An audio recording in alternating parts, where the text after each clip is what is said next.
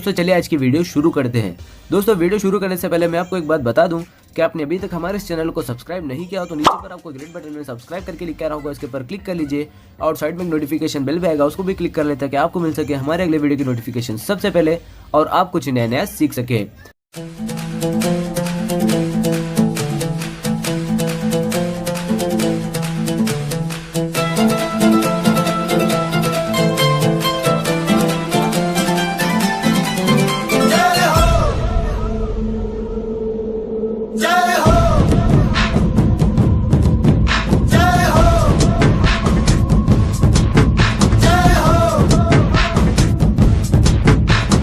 आजा आजा जिंद शामी आने के तले, आजा जरी वाले नीले आसमाने के तले।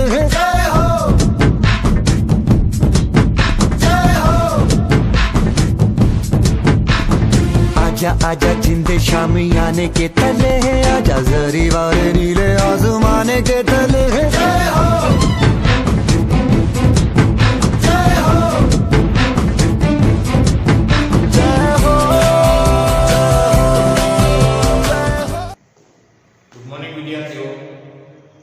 चैप्टर 10 तरलना यांत्रिक गुणधर्म में आगळ वधीए। एक तमे भण्या बूंद अने परपोटाओ। सामान्य बूंद के परपोटानो आकार गोळाकार होय छे, गोळा जेवो होय छे। कारण छे सपाटी परनो ताण એટલે કે પૃષ્ઠતાણ। એ પૃષ્ઠતાણને હિસાબે પૃષ્ઠતાણને લીધે એની સપાટી ખેંચાયેલા પડની જેમ વર્તે અને એનો સામાન્ય રીતે આકાર એ વર્તુળાકાર ગોળાકાર હોય છે। 3D માં બોલીએ તો ગોળાકાર હોય છે। આ બુંદ કે પરપોટા પછી આપણે ભણ્યા હતા કેશાકર્ષણનો એક પોઈન્ટ કે જેમાં કેશાકર્ષણ હવે આજે ડીપમાં ભણવું છે। તો કેશાકર્ષણની વ્યાખ્યા એ કે પ્રવાહી સાંકડી નળીમાં ઉપર ચડવાની કે નીચે ઉતરવાની પ્રક્રિયાને કેશાકર્ષણ કહે છે। એમાં આપણે ભણીશું કેશ નળીમાં પ્રવાહીનું ઊંચે ચડવું કે નીચે ઉતરવું। કેશ નળીમાં પ્રવાહીનું ઊંચે ચડવું કે નીચે ઉતરવું। કેશ નળીમાં પ્રવાહીનું ઉપર ચડવું કે નીચે ઉતરવું, આ પ્રક્રિયાને આપણે આગળ વધારીશું। તો સૌથી સામાન્ય પ્રક્રિયા છે આવો કોઈ તરલ સ્તંભ।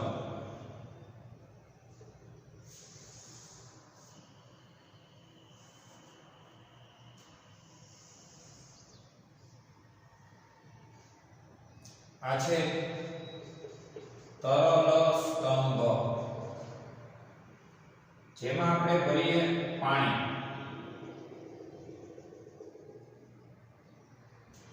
એટલે કે આને કહેવાશે તરલ। તરલ એટલે પાણી।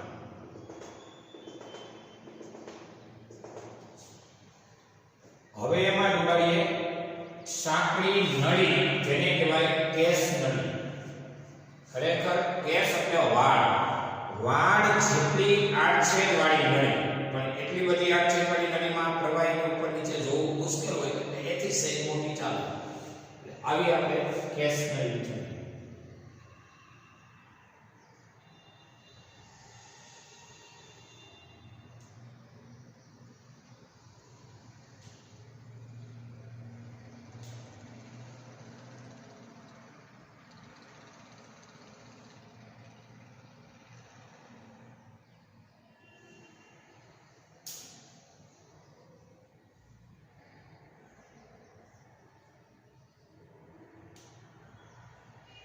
આ છે કેશ નળી। કાઉસમાં ખૂબ જ નાના આડછેદવાળી નળી, ખૂબ જ નાના આડછેદવાળી નળી જેને કહેવાય કેશ નળી।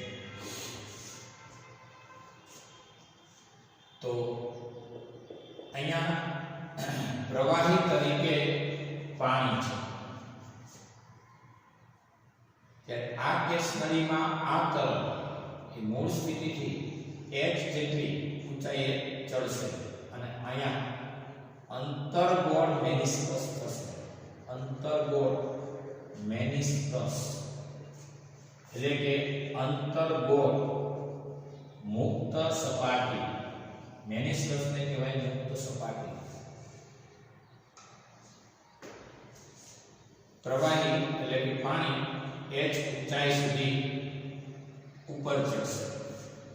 આ છે સંદર્ભ સપાટી. સંદર્ભ સપાટીથી h ઊંચાઈ જેટલું તરલ ઉંચકામાં ઉપર છે. તો મિત્રો આપણે કેસ નળી એટલે સૂક્ષ્મ આંચળવાળી નળી, એમાં પ્રવાહી ઉપર ચડવાની પ્રક્રિયામાં પ્રવાહી તરીકે પાણી હું કામ ઉપર ચડે છે એ જોવા આપણે માઇક્રોસ્કોપિક વ્યૂ ઉપર આગળ વધીશું. તો હવે આટલા ભાગનું માઇક્રોસ્કોપિક વ્યૂ.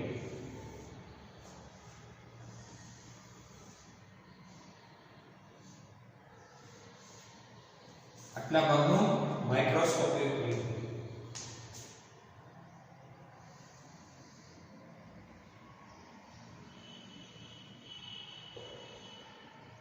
આવો સ્મોલાર ત્રિજ્યાનો મેનિસ્કસ થશે. સ્મોલાર ત્રિજ્યાનો મેનિસ્કસ થશે. એમાં નળીની પોતાની ત્રિજ્યા છે small a.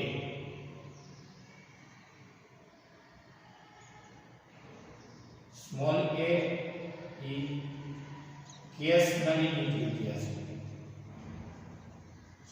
Small a case નળીની ત્રિજ્યા છે. કેસ નળીની ત્રિજ્યા આ રીતે છે.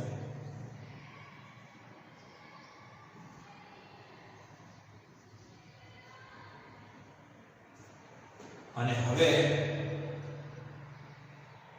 અહીંયા થીટા ખૂણો બન્યો. સમજાય છે?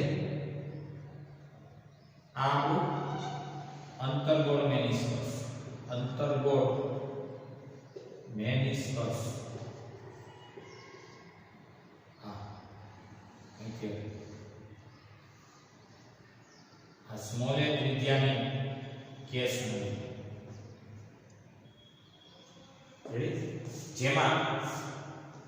જેમાં આ જે મેનિસ્કસ થાય છે એને અનુરૂપ એની વક્રતાને આધારે તમારે ગોળો વિચારવાનો.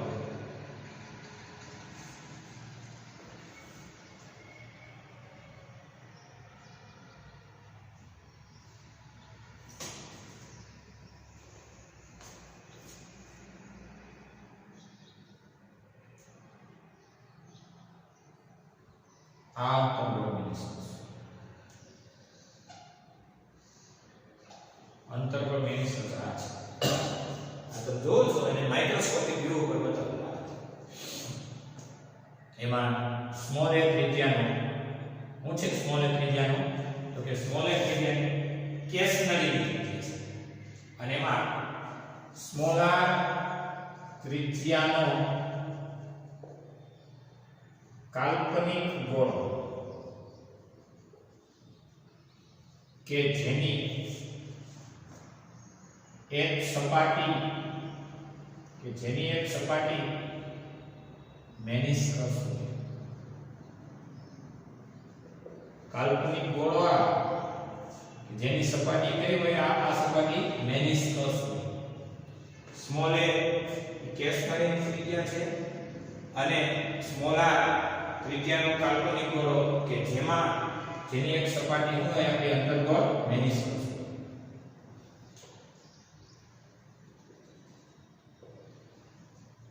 હવે વાત કરીએ તો અહીંયા એક સપાટી મુક્ત છે કારણ કે અહીંયા તો પાણી છે.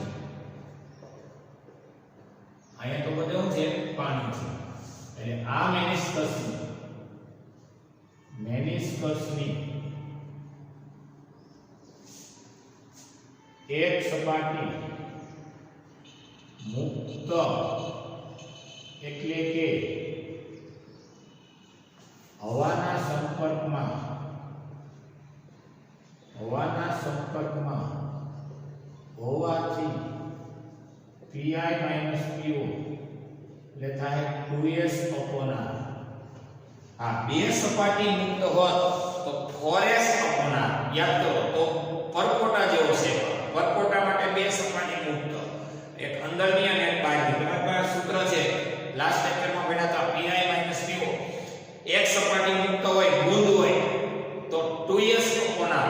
બે સપાટી મુક્ત હોય પરપોટો હોય અંદરની મુક્ત અને બહારની મુક્ત. જે સપાટી વાતાવરણના અથવા હવાના સંપર્કમાં મુક્ત સપાટી કહેવાય તો 4s upon r. એક સપાટી મુક્ત છે કારણ કે એક સપાટી આ અંતર્ગોળ મેનિસ્કસની નીચેની સપાટી તો પાણીના સંપર્કમાં છે, ઉપરની સપાટી હવાના કોન્ટેક્ટમાં છે. એક સપાટી મુક્ત હોય એટલે Pi minus Po 2s upon r કહેવાય.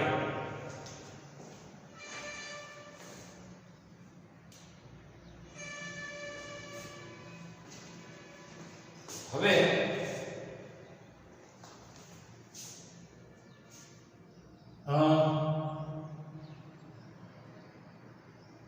h ઊંચાઈ અલ્પવિરામ ρ ઘનતા, h ઊંચાઈ ρ ઘનતા અને g ગુરુત્વ પ્રવેગ સ્મોલ g ગુરુત્વ પ્રવેગ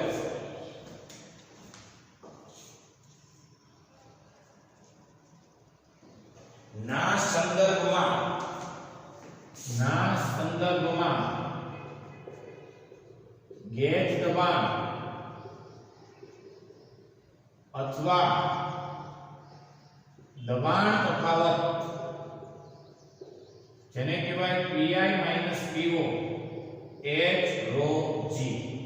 h ઊંચાઈ ρ ઘનતા અને g ગુરુત્વ પ્રવેગના સંદર્ભમાં દબાણ તફાવત કહેવાય Pi minus Po h ρ g. સમીકરણ 1 અને 2 સરખાવતા. સમીકરણ 1 અને 2 સરખાવતા તો Pi minus Po અને Pi minus Po જમણી બાજુ સરખાવો એટલે h ρ g બરાબર કહેવાય 2s upon r. બેના જમણી બાજુના સ્ટેપ સરખાવો. તો હવે h ને સૂત્રનો કર્તા બનાવો. આ સ્ટેપમાં h બરાબર સૂત્ર છે તો કહેવાય h બરાબર 2s by r ρ g. r into ρ g છેદમાં 2s by r ρ g. h સૂત્રનો કર્તા બનાવો. હવે આકૃતિ પરથી cos થીટા બરાબર દેખાય cos થીટા. cos એટલે પાસેની બાજુના છેદમાં કર્ણ કાટવાની પાસેની બાજુ એટલે a અને કર્ણ એટલે r. cos થીટા એટલે પાસેની બાજુ સ્મોલ a, કર્ણ એટલે સ્મોલ r. તેથી સ્મોલ r બરાબર a by cos થીટા. આને નંબર આપી દો 3, આને નંબર આપી દઈએ 4. સ્મોલ r એટલે શું થાય તો કે a by cos થીટા થાય. 4 ને મૂકી દો 3 માં તો સમીકરણ 4 ને 3 માં મૂકો. 4 ને 3 માં મૂકતા સમીકરણ 4 ને સમીકરણ 3 માં મૂકો તો હવે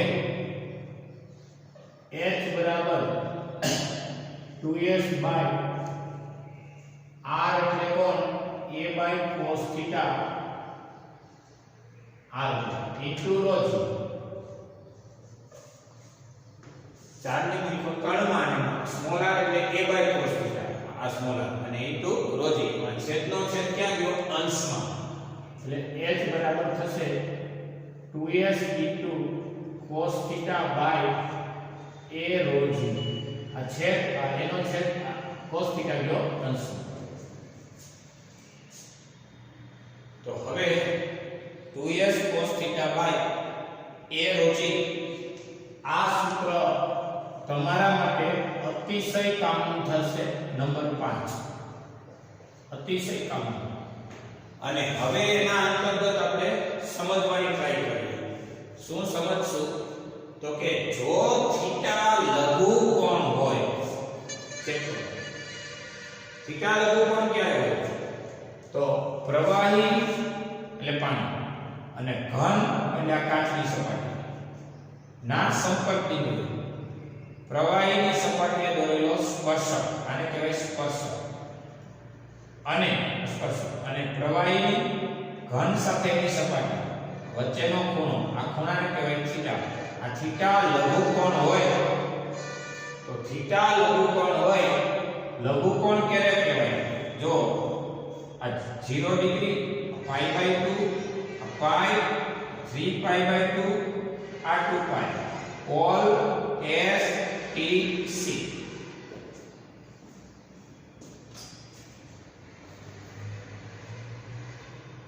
હવે cos થીટા માં થીટા લઘુ કોણ હોય, લઘુ કોણ હોય એટલે 90 થી નાનો હોય ત્યારે all ધન એટલે બધાય ધન.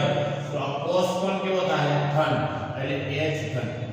થીટા લઘુ કોણ તેથી h ધન મળે. થીટા લઘુ કોણ તેથી h ધન મળે. હું કામ પાછું બોલતી, થીટા લઘુ કોણ એટલે પહેલા ચલ 0 થી 90 ની વચ્ચે એને લઘુ કોણ કહેવાય. 90 થી લઘુ હોય 90 હોય તો કાટકોણ કહેવાય, 90 થી મોટો હોય તો ગુરુ કોણ કહેવાય. સિમ્પલ વાત છે. તો 90 થી નાનો એટલે અહીંયા બધાય ધન, તો બધાય ધન એટલે આપણો કોસય ધન, બધાય ધન. કોસ ધન એટલે અહીં લખાય કે થીટા લઘુ કોણ એટલે કે કોસ ધન એટલે h ધન, અને ધન મળે એટલે મૂળ x અક્ષ. અહીં જો આ y અક્ષ દેખાય છે બધાને? તો ઉગમ બિંદુથી આમ જાવ એટલે h કેવો મળે? ધન મળે. નીચે આવો તો h કેવો મળે? ઋણ. એટલે થીટા લઘુ કોણ એટલે h ધન મળે. હવે તમને આની આ વાત સમજાવું. પ્રવાહી તરીકે આપણે લઈએ પારો, પ્રવાહી તરીકે આપણે લઈએ પારો. આ બધા નોંધી લો, બધા બોર્ડ વર્ક ફરજિયાત કરવાનું છે. સમીકરણ 5 કામનું સૂત્ર જે નીટમાં તો છે, દાખલાઓમાં પણ કામનું છે. જોઈએ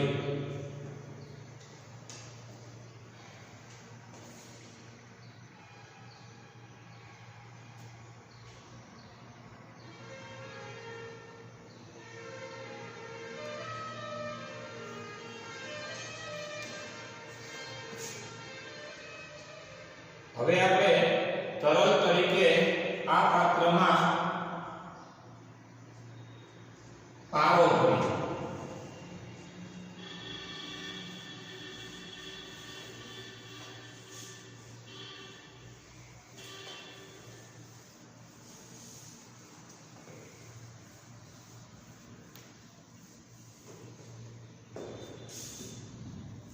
જો આ થયો તરલ સ્તંભ. એમાં ભરી દે પારો.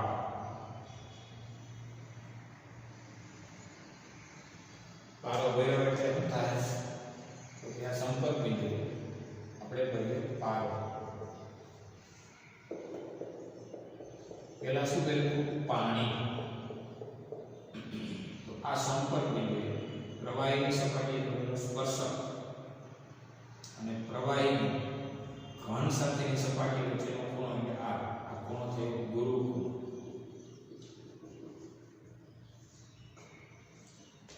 આ થઈ કેસની.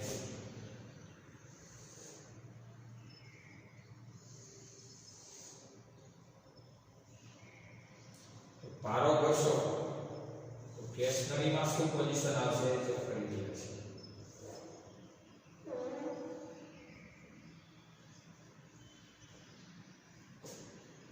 આ મૂળ સ્થિતિ.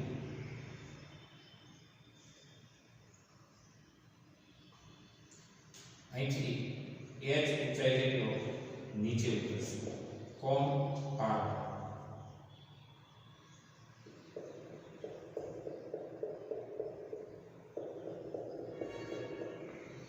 h ઊંચાઈ જેટલો નીચે ઉતરશે. અહીં હવા હશે, અહીં બધી હવા, અહીં કે હવા, અંદર અહીં ઉભી હવા.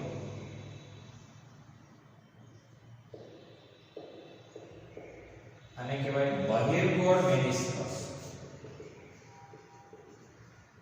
ક્યાં બહિર્ગોળ મેનિસ્કસ થાય? પારાની મુક્ત સપાટી. બહિર્ગોળ મેનિસ્કસ. પાણી હોય તો અંતર્ગોળ મેનિસ્કસ.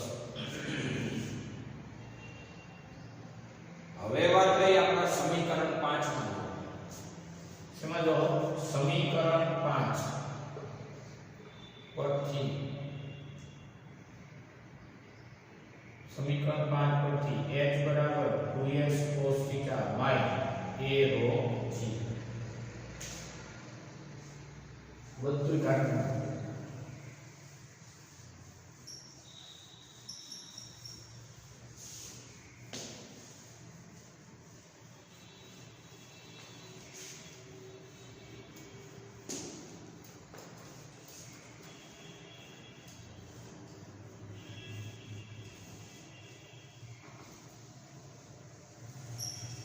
પણ સાંભળો, હું સાંભળશો તો કે થીટા ગુરુકોણ છે.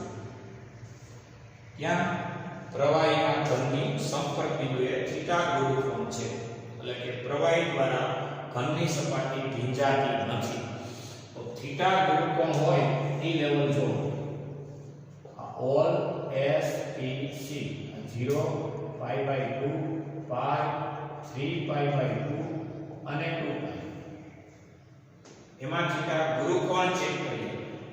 ગુરુકોણ એટલે 90 થી મોટો, અને 90 થી મોટો હોય ત્યાં sin ધન હોય, 90 થી નાનો હોય ત્યાં બધાય ધન હોય, અહીંયા sin ધન હોય તો અહીંયા cos કેવો હોય? ઋણ.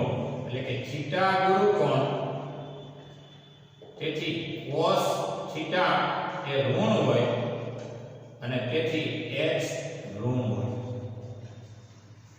h ઋણ હોય તો આ તમારી x અક્ષ, આ તમારી y અક્ષ, ઉગમ બિંદુ આમ જાવ તો h ધન કહેવાય, ઉગમ બિંદુથી નીચે આવવા h ને શું કહેવાય? ઋણ. ઋણ એટલે 0 થી નીચે, તો અનુ હોય તો 0 થી ઉપર, એટલે h ઋણ હોય.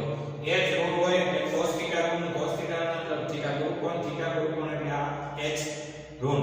આ સૂત્ર કાઢવું છે તો એ હિસાબે એ અંતર્ગત આપણે કહીએ કે આ પ્રવાહી આ ઘનને ભીંજવતો નથી. બીજી રીતે h નો સંદર્ભ ઉલ્લેખ આમે થયો. આ છે જેમ નાની નળી જેમ સાંકડી એમ પણ ઊંચાઈ વધે. એક તરલની ઘનતા જેમ ઓછી એમ પણ ઊંચાઈ વધે. અને ગુરુત્વ પ્રવેગ તો અચળ હોય, g બરાબર 9.8 અથવા 10. આપણે પ્રેક્ટિકલ પૃથ્વી પર ના કરીએ છીએ. તો આપણે થીટાના સંદર્ભમાં h ને ધન કે ઋણ સેટ કરી લેવાનું. થીટા લઘુકોણ હોય તો પાણી ગણવું, અને થીટા ગુરુકોણ હોય તો પારો કોણ જોવો. સંપર્ક કોણ ભણ્યા છો ભાઈ? સંપર્ક કોણ એટલે પ્રવાહી અને ઘનના સંપર્ક બિંદુએ પ્રવાહીની સપાટી દોરેલો સ્પર્શક અને પ્રવાહીની ઘન સાથેની સપાટી વચ્ચેનો ખૂણો એને કહેવાય એંગલ ઓફ કોન્ટેક્ટ, અથવા તો કહેવાય સંપર્ક કોણ. આ સંપર્ક કોણ લઘુકોણ હોય તો પાણી છે, અને લઘુકોણ હોય તો થીટા 90 થી નાનો, અને પહેલા ચરણમાં બધાય ધન તો કોસાઈ ધન તો એચઆઈ ધન એ કહેવાય પાણી હોય. તો પાણી હોય તો ઊંચે ચડે. પાત્રમાં પાણી હોય અને કેસ નળી રાખો તો પાણી ક્યાં ચડે? ઊંચે ચડે. આને કહેવાય એચ ધન છે. અને પારો હોય પાણી છે, અને હવે પારો વિચારો તો આ મુક્ત સપાટી આ એની પેલી કેસ નળી અને પારો હોય. અહીંયા પાણી હોય તો અંતર્ગોળ મેનિસ્કસ, પારો હોય તો બહિર્ગોળ મેનિસ્કસ. તો h જેટલો નીચે ઉતરે. સંદર્ભ સપાટીથી h નીચે ઉતરે તો પારો, સંદર્ભ સપાટીથી h ઊંચે ચડે તો પાણી.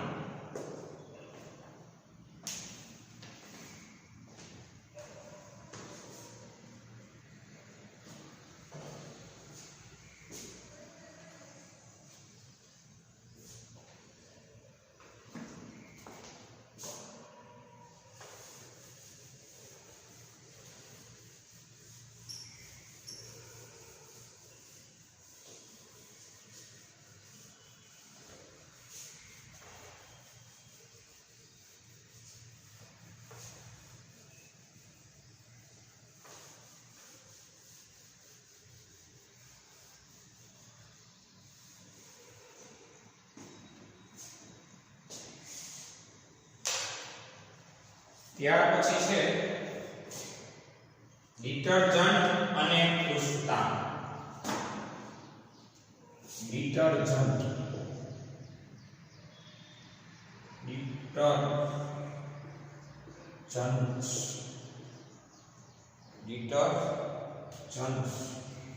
અને પૃષ્ઠતાપ.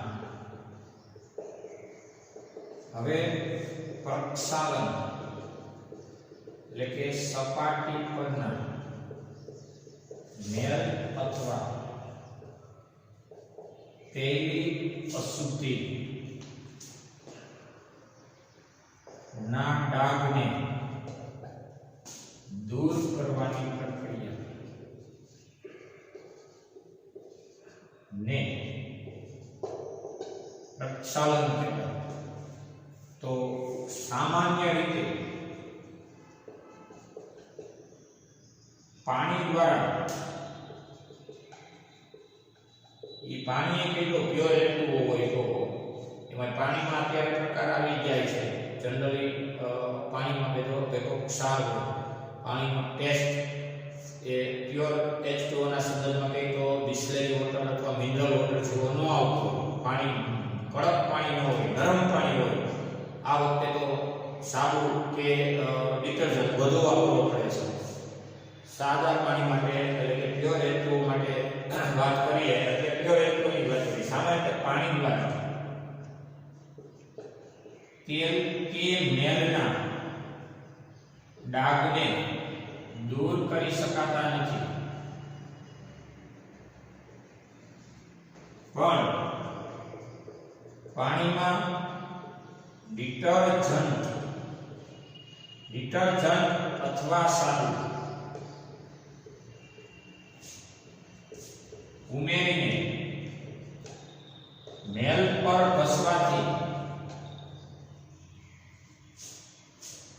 પર ઘસવાથી તે સરળતાથી દૂર થાય છે. હું કારણ કે ડિટર્જન્ટ ના અણુ હેરપિન આકારના હોય છે. હેરપિન આકારના હોય છે. હેરપિન એટલે માથામાં નાખવાની પિન, લેડીઝ માટે. આવી હેરપિન આકારના ડિટર્જન્ટના અણુ હોય છે. આ ડિટર્જન્ટના અણુ પોતે એક છેડો પાણી સાથે અને બીજો છેડો મેલ સાથે જોડવાની ટ્રાય કરે. અણુ આવું કરે. એક છેડો પાણી સાથે, બીજો છેડો મેલ, પોતે એક સંપર્ક કરાવે. ડિટર્જન્ટ મીડિયા તરીકે વર્તે, બેને જોડે. આ ડિટર્જન્ટનો અણુ છે. ડિટર્જન્ટનો એક અણુ એક છેડો મેલ સાથે કોન્ટેક્ટ કરાવે, બીજો છેડો પાણી સાથે કોન્ટેક્ટ કરાવે અને મેલને પાણીએ ખેંચે અને પછી એ મેલ એ સપાટી પરથી દૂર થાય. જે તમે આકૃતિમાં જોઈ શકો છો. આકૃતિ દોરવાની કોઈ એટલી બધી જરૂરિયાત નથી. પાઇપ 2 નંબર 265 કાઢો. એવું કીધું છે કે સુતરાઉ કપડા કે બીજા કોઈ કાપડ પર લાગેલા ગ્રીસ કે તેલના ડાઘવાળા ગંદા કપડાને પાણીમાં ડિટર્જન્ટ કે સાબુ ઉમેરીને બોળીને હલાવવાથી સાફ થાય. આના માટે શું કહેવું? તો કે પાણી ચીકાશવાળી અશુદ્ધિને ભીંજવે નહીં. અહીં લખ્યું છે સામાન્ય પાણી દ્વારા તેલ કે મેલના ડાઘને દૂર કરી શકાતા નથી, ભીંજાતા જ નથી. તો એનું સંપર્કનું ક્ષેત્રફળ ઓછું હોય છે. જો પાણી ચીકાશવાળા પદાર્થને એટલે કે ગ્રીસને ભીંજવી શકે તો પાણીનો પ્રવાહ થોડા ગ્રીસને તેની સાથે દૂર લઈ જાય. પણ આપણે ડિટર્જન્ટના અણુઓ હેરપિન આકારના હોય છે. આ હેરપિન આકારના હોવાને કારણે એક છેડો પાણી આવે, કોનો ડિટર્જન્ટના અણુનો એક છેડો પાણી આવે, બીજો છેડો અશુદ્ધિ મેલ સાથે જોડે અને આકર્ષવાનું કામ કરે છે, જેથી કરીને એ સપાટી પરથી એ ઝડપથી દૂર થઈ શકે. બસ આ તૈયારી તમારી જોઈ.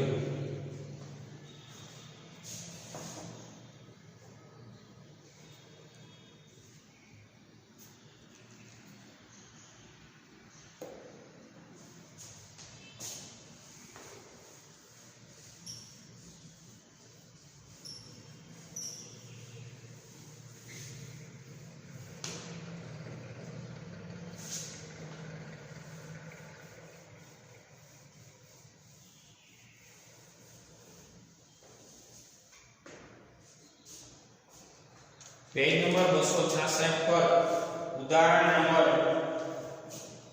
12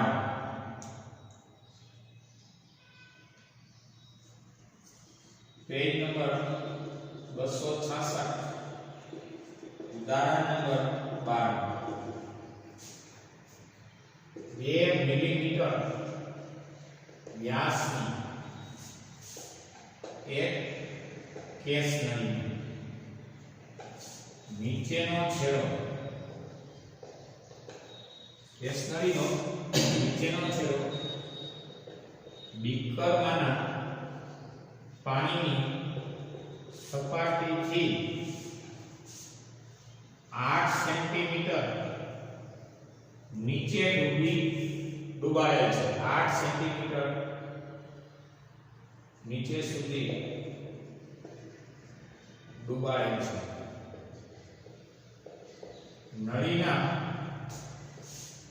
પાણીમાંના છેડા આગળ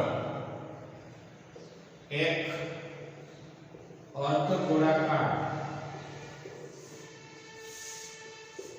પરપોટો રચવા માટે નળીમાં કેટલું દબાણ જરૂરી છે આવો પ્રશ્ન પ્રયોગના તાપમાને પાણીનું પૃષ્ઠતાણ આપેલું છે 7.30 એને ગુણ્યા 10 ની -2 ન્યૂટન પ્રતિ મીટર એક વાતાવરણ દબાણ એટલે 1.01 10 ની 5 ઘાત પાસ્કલ પાણીની ઘનતા 1000 પાણીની ઘનતા 1000 કિલોગ્રામ પ્રતિ મીટર ઘન જી લેવાનો છે 9.8 મીટર પ્રતિ સેકન્ડ સ્ક્વેર વધારાના દબાણની પણ ગણતરી કરો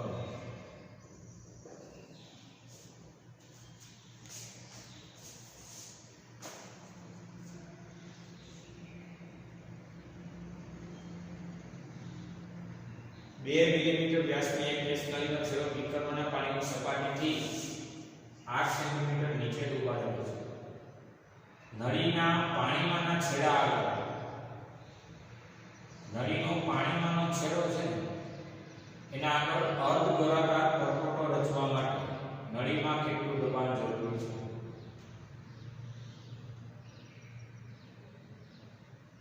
પૃષ્ઠતાણ આપેલું છે પાતાળનું દબાણ આપેલું ઘનતા એટલે જી આપેલું હવે નળીનો વ્યાસ ને કહેવાય ડાયામીટર 2 મિલીમીટર એટલે રેડિયસ થાય 1 મિલીમીટર એટલે કે 1 10 ની -3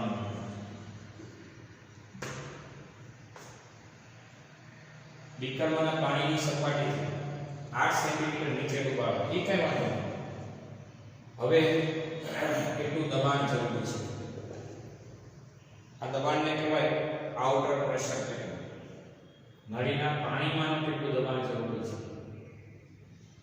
નળીમાં હવે પૃષ્ઠતાણ આપેલું છે કહેવાય ગેસ 7.30 10 ની -2 ન્યૂટન પ્રતિ મીટર સ્ક્વેર વાતાવરણ દબાણ લેવાનું 1 atm એ એટમોસ્ફિયરિક પ્રેશર કહેવાય એટમોસ્ફિયરિક પ્રેશર પાસ્કલ નહીં પાસ્કલમાં બે p ને પાયા આ થોડા જુદા વાતાવરણ દબાણ 1 atm એટલે કે 1.01 10 ની 5 ઘાત પાસ્કલ પાણીની ઘનતા એટલે કે રો વોટર 1000 કિલોગ્રામ પ્રતિ મીટર ઘન 10 ની ઘન એટલે કે 1000 જી લેવાનો 9.8 મીટર પ્રતિ સેકન્ડ સ્ક્વેર હવે સૌથી પહેલો મુદ્દો એ છે કે પ્રેશરનું સૂત્ર થાય P બરાબર PA plus H rho g. Atmosphere pressure plus H ઊંચાઈના તરલને લીધેનું દબાણ.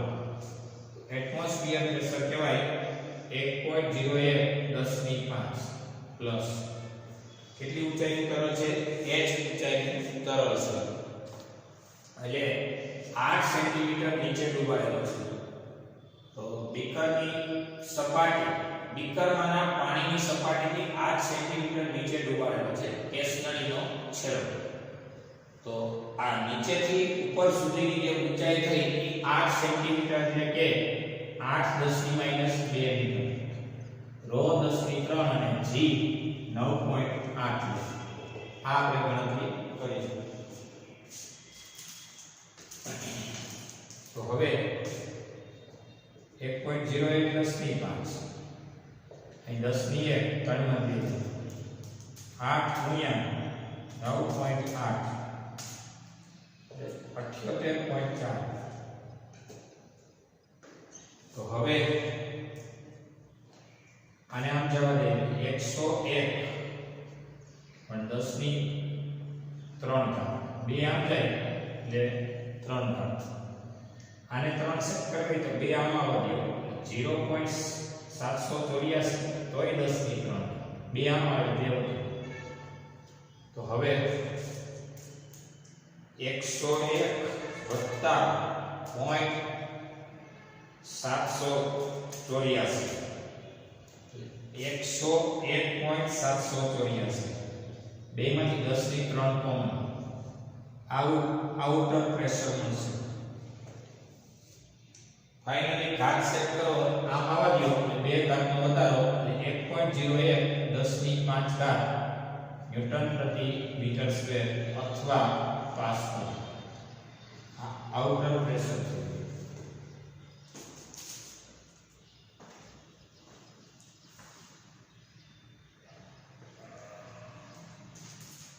હવે બીજું વધારાના દબાણની પણ ગણતરી કરો તો અહીંયા એક સપાટી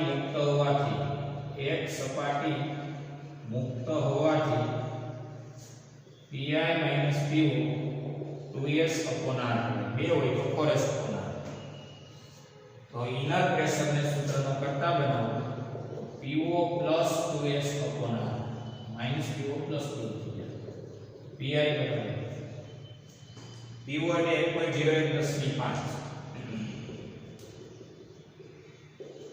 2 s એટલે 7.30 10 ની માઈનસ 2 s ની જગ્યાએ 7.30 10 ની માઈનસ 2 બાય r એટલે કે 10 ની માઈનસ 3 એટલે કે ઇનર પ્રેશર તમને મળશે.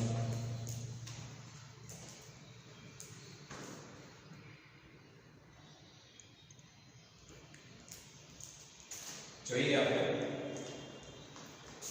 1.01 10 ની 5 વત્તા 2 ગુણ્યા 7.30 2 ગુણ્યા 7.30 એટલે કેટલા થયા 14.6 માઈનસ 3 પ્લસ 3 3 માંથી 2 જાય તો 1 તો પછી હવે સ્ટેપ ફેરફાર કરીએ 1.01 10 ની 5 બરાબર છે.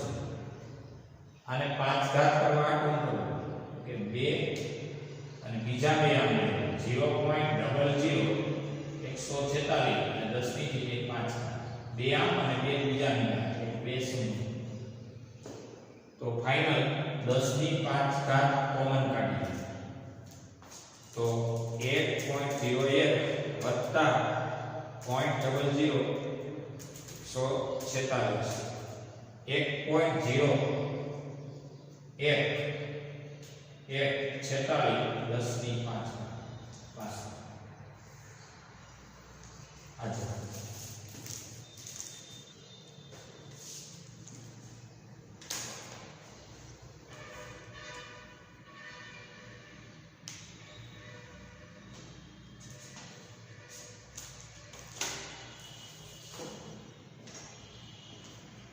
તમારે આઉટર પ્રેશર અને ઇનર પ્રેશરની ગણતરી કરવાની જોઈ લો. અહીંયા આપણો લેક્ચર પૂરો થાય છે.